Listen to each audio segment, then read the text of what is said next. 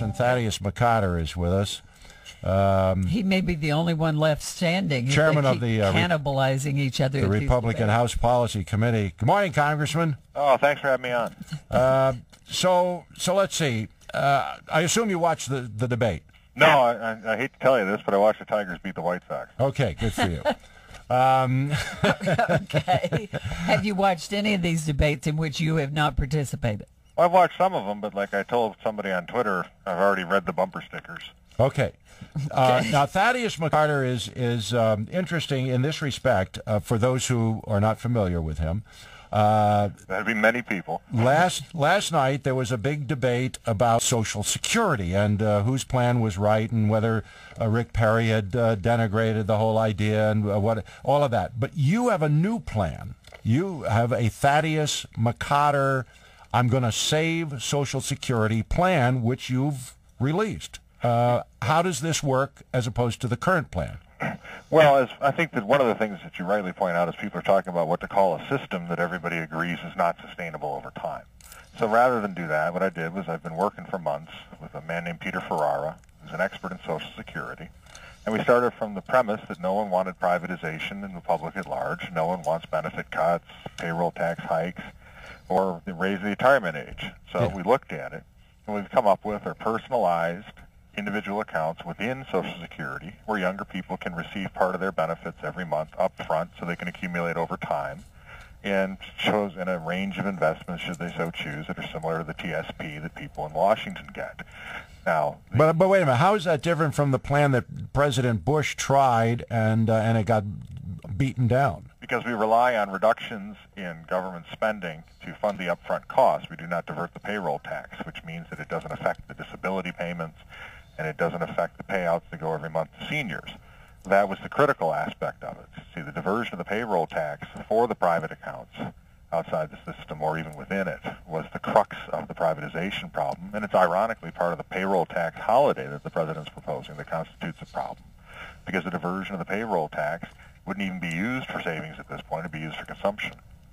So how is this private account different from a 401k, say? It's a personalized account, and it stays within the system. And one of the reasons that we did that was to allow for younger people to see the need for this social safety net provision. Because as you know, look, I'm Generation X, and people my age and younger believe that Social Security won't be there for them. And so I think that this strengthens the public support for it, especially amongst young people. It allows them to accumulate savings over time, and it reduces the long-term obligations of the Social Security fund. And that is critical because, as you know, that right now is something that has been promised that can't be delivered. Yeah, so would seniors still get the benefits that have been promised to them? And if so, what's the cutoff age? What sort of thing? No, absolutely. This retirement age would not change, which is something people have been talking about. And they would continue to have the promise honored to them. People 50 and under would be able to start receiving portions of their benefits in these personalized accounts so that they can accumulate over time. The amount that they would be in the future would be guaranteed. But according to the chief actuary, he believes that people would participate and would wind up saving the system money and making it solvent over time, because market forces would be helping to contribute to it over a period of time. And would they think of it like, you know how they talk about making the Social Security a lockbox? Yeah. Think of it as your own personal lockbox with your name on it. But it would be a lockbox in that you could not just take it out and squander it on that new Maserati Jeep. Yeah. Yeah, you're right. Well, I don't know if the account would be that successful that quickly. Yeah. It could.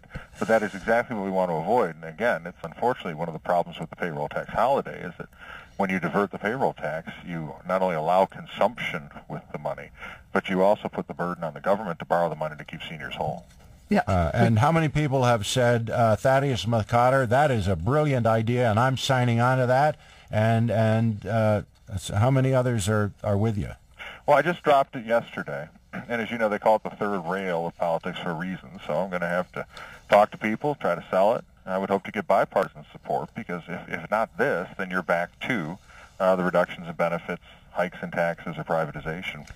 Well, okay. Now, why were you excluded from the debate? Well, I think the debate process has been designed by Franz Kafka, Because what the national networks That do, rascal gets around. that rascal, yes, the trial. What they do is they tell you have to get a national polling standard. So what happens is they don't cover you, they don't put you on the polls, but they tell you you're happy to have you in if you meet the criteria.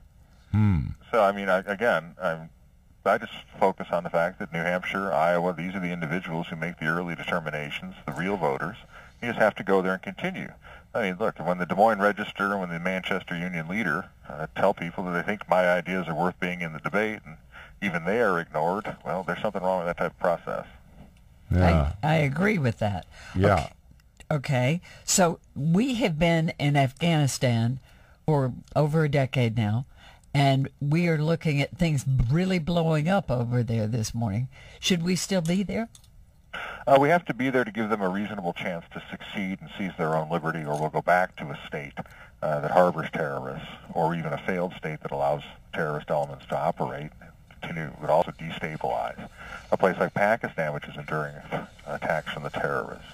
It's not going to be easy. This is not, counterinsurgency is not the type of operation Americans are used to from their brave men and women overseas.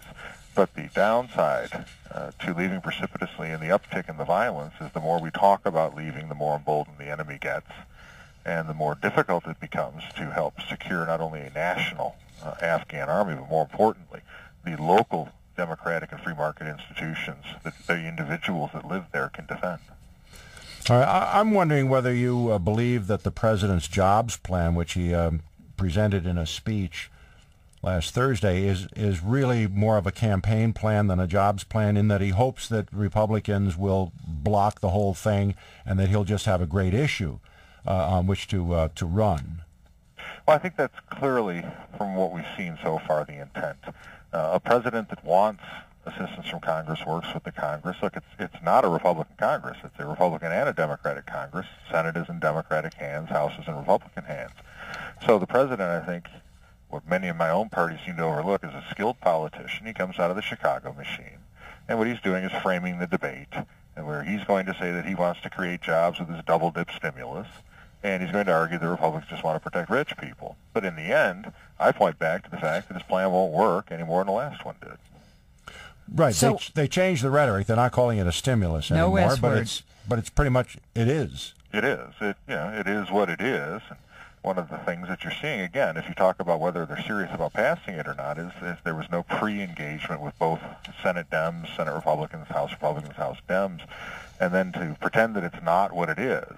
And I remember at the time when the stimulus was not working, the left was saying that we didn't spend enough to try to stimulate. Oh, yeah. Paul Krugman couldn't sing that song loud enough. Yeah, well, he's got other problems right now. Oh, boy, doesn't he? Off key, as it were. Yeah. But when you think about it, I go back to, not just saying this about the Democrats and their Keynesian approach, but the Republicans and their monetarist approach isn't working either. We have a debt deflationary period. You have to fix the Wall Street banks, which are unfortunately, and I think egregiously, being bailed out even as we speak by the American taxpayer. Well, and what are we going to do about these banks? I would give them, as I argued at the time when I opposed the Wall Street bailout, you give them a real stress test. The ones that pass. The ones that can't are broken up, their assets put in a trust, resolution trust, like with a savings and loan, and you have their leverage limits such that they can never collapse on Americans again. Now, this is not something that people are talking about. Many in my own party that supported the Wall Street bailout, many in the Democratic Party, including President Obama, are loath to admit that it failed. Now, if you do not put them through a restructuring process and stop the big government subsidization of them, especially through the Federal Reserve, we're going to be as stagnant for a decade as Japan was. Well, isn't that the same problem that we're facing by not allowing people to be foreclosed on their mortgages and allow the market to settle? Yes, and that's something that the government can do to protect, because of the balance sheet problems you have. There are free market solutions to this. But if you allowed the banks to go in and actually look at the real value of somebody's property, renegotiate their mortgage, come up with an equitable disposition of the property after the homeowner's done with it, they'd still have to change it and show it as a loss on their balance books. This despite the fact that banks in foreclosure lose at least 30% of the value of the property by going through the process. What you have to protect is to make sure that the banks don't have to write that down artificially, because what will happen is they won't do it. They'll be prevented from engaging in the free market solution you're talking about by operation of government law. How are we going to reduce our deficit? Well, I think that when we talk about things like my Social Security bill, which the chief actuary pointed out would constitute at least $8.5 trillion reduction in outstanding government liability, and it'd be funded through reducing the federal involvement in many programs and letting the states handle them so you could save money and maximize the benefit to people. It would constitute the greatest deficit and the greatest debt and spending reduction in history. These are the types of things we need to do to restructure government for the 21st century, not simply parley amidst the ruins of the welfare state, but actually restructure government to be more flatter, more accountable, and in that way we can preserve the social safety net by adapting it to the changes all around us. I'll bet you don't have any bumper stickers. I can, but they're kind of, you need a long, nice Cadillac fender. Yeah. See, Thaddeus McCotter, first of all, that's a hard name for most people to handle, just spelling it. Second, on the bumper sticker, that along with a slogan, So where do people go if they're interested in Thaddeus McCotter for president? Where would they look? Well, you could go to Michigan, the 11th district. Okay, but do you have a website? That's what kind of leading it to. It's McCotter2012.com. McCotter2012.com. Yep. Okay. All right. Well, I know there are people, every time we've talked to you or about you, they call and they say, how do I find out about this guy? So, well, I appreciate the interest, and if people want to check it, all I can ever ask for is consideration. Terrific. Thank you so much. Keep up the good think tanking. I'll try to find a long bumper. All right. Thanks a lot. Go to Detroit and look for that new, what is it, Maserati Jeep. It is. And they're going to... Big three. Okay.